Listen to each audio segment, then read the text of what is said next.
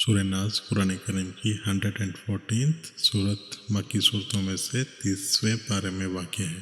سورہ ناس 4 کل میں سے ہے۔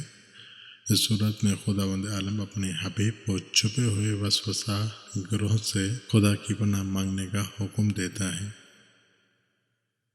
اس سورہ کی تلاوت کے بارے میں آیا ہے کہ جو شخص سورہ فلق اور سورہ ناس کی تلاوت کرے وہ اس شخص کی مانند ہے جس نے تمام انبیاء کی کتابوں کا مطالعہ کیا ہو۔ اس سورت کو سورہ ناس اس لیے بھی کہا جاتا ہے کہ جس کی معنی لوگوں کی ہے۔ یہ نام اس سورت کی پہلی آیت سے لیا گیا ہے۔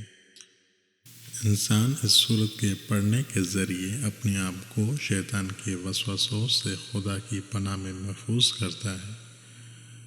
اس طرح کے احساس خطر کے مواقع پر خدا کی پناہ اور مذکورہ خطرات سے نجات کے لیے پڑھی جانے کی وجہ سے اس سورت کو مشکشکہ بھی کہا جاتا ہے۔ سورہ ناس اور سورہ فلق کو مشکشکتین اور معوذتین کہا جاتا ہے۔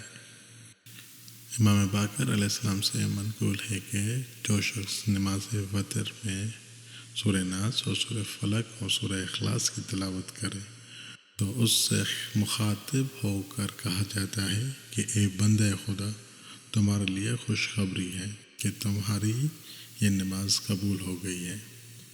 حدیث پیغمبر اکرم صلی اللہ علیہ وسلم ہے، جو شخص سورہ اخلاص، سورہ ناس اور سورہ فلق کو ہر رات 10 مرتبہ پڑھے تو وہ اس شخص کی مانند ہے جس نے پورے قرآن کی تلاوت کی ہو اور اس کے تمام گناہ معاف کیے جائیں گے، اس طرح کہ گویا آج ہی وہ متولد ہوا ہو، اور اسی رات یا دن کو اگر یہ شخص مر جائے تو وہ شہید کی موت مرے گا۔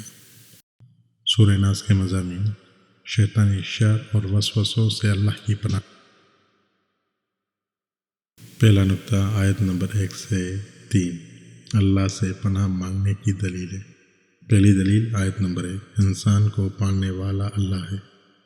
دوسری دلیل آیت نمبر 2 اللہ انسانوں کا حاکم ہے۔ تیسری دلیل آیت نمبر 3 اللہ انسانوں کا معبود ہے۔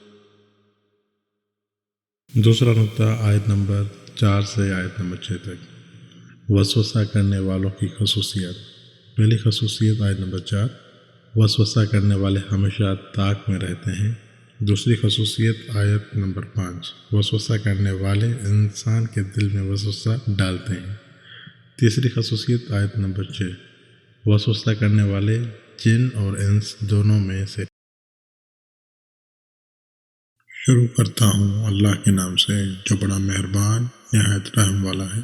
اے رسول، کہہ دیجئے کہ میں انسانوں کے پروردگار کی پناہ چاہتا ہوں جو تمام لوگوں کا مالک اور بادشاہ ہے، سارے انسانوں کا معبود ہے، شیطانی وسواس کے شر سے جو نام خدا سن کر پیچھے ہٹ جاتا ہے اور جو لوگوں کے دلوں میں وسوسے پیدا کراتا ہے، وہ جنات میں سے ہو یا انسانوں میں سے۔